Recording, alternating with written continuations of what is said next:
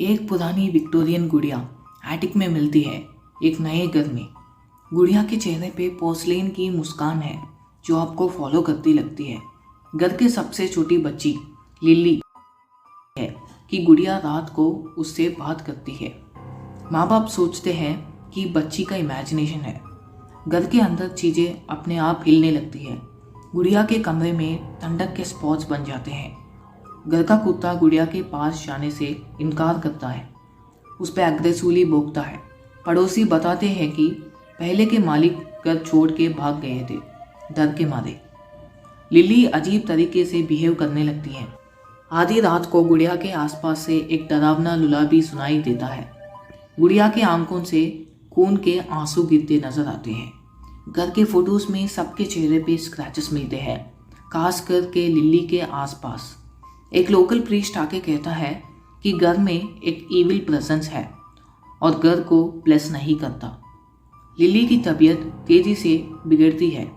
Doctors भी वजह नहीं समझ पाते। गुड़िया को अलग अलग जगह पे पाया जाता है, हालांकि उसे लॉक करके रखा गया था और रात को सन्नाटे में विस्पर्स सुनाई देते हैं। गुड़िया के ओरिजिन का पता चलता है।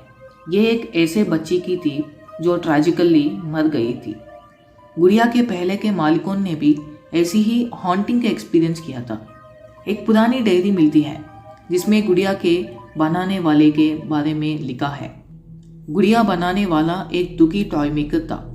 उसने अपनी मर चुकी बेटी के बाल गुड़िया में यूज किए थे। गुड़िया का एक्सप्रेशन सबली चेंज होता है और ज्यादा मैलिवोलेंट हो जाता है। लिली कहती है कि छोटी लड़की हमेशा के लिए खेलना चाहती है। फैमिली गुड़िया को डिस्पोज करना चाहती है, पर वो लिली के कमरे में वापस आ जाती है। एक मीडियम से कंसल्ट किया जाता है। वो गुड़िया के एनर्जी से विजिबली शेकन होती है। मीडियम रिवील करती है कि गुड़िया एक रेस्टलेस स्पिरिट के लिए एक वेसल है। फैमिली को रात में टेरराइज करने वाले ड्रीम्स आते हैं गुड़िया के पास्ट लाइफ के विजन्स के साथ। घर की सिक्योरिटी कैमरा में गुड़िया अपने आप हिलते हुए दिखती है। फैमिली के सबसे बड़े बेटे का कुछ पता नहीं चलता। लास्ट टाइम उसको गुड़िया के पास देखा गया था। सर्च किया जाता है पर उसका कोई निशान नहीं मिलता। आधी रात को गुड़िया की गिगलिंग सुनाई देती है। दीवारों पे स्क्रैचेस आते हैं, स्टे और प्ले जैसे शब्दों के रूप में। फैमिली डिसाइड करती है कि घर छोड़ने का, पर उनकी कार स्टार्ट नहीं होती। उन्हें ट्रैप करके रखती है। घर की लाइट्स फ्लिकर करती है और हर विंडो में गुड़िया दिखती है। लिली की पर्सनालिटी चेंज होती है और वो गुड़िया के ओरिजिनल ओनर जैसी बन जाती है। फैमिली को गार्डन में टॉय मेकर के जमाने के पुराने टॉयज मिलते हैं। टॉयज एक सर्किल में गुड़िया के आसपास अरेंज किए जाते हैं, जैसे किसी रिचुअल के लिए। एक एग्जॉर्सिस्ट को बुलाया जाता है, पर घर में एंटर करते ही वो कोलैप्स हो जाता है, वार्निंग्स विस्पर करता हुआ। अंधेरे में गुड़िया की आंखें ग्लो करती है और उसकी लॉफर हॉल्स में गूंजती है।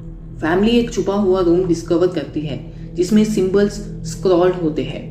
वो सिंबल्स गुड़िया के कपड़ों पे भी मैच करते हैं। छुपा हुआ रूम में सेंसेंस और अकल्ट प्रैक्टिसेस के रेमिनेंट्स मिलते हैं। फैमिली को पता चलता है कि टॉय मेकर की बेटी ने डार्क आर्ट्स में हाथ आजमाया था।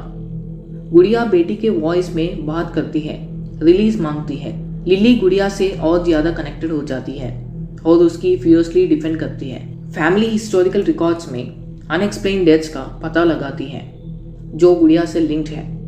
वो एक रिचुअल करते हैं ताकि गुड़िया का स्पिरिचुअल रियलम से कनेक्शन टूट सके।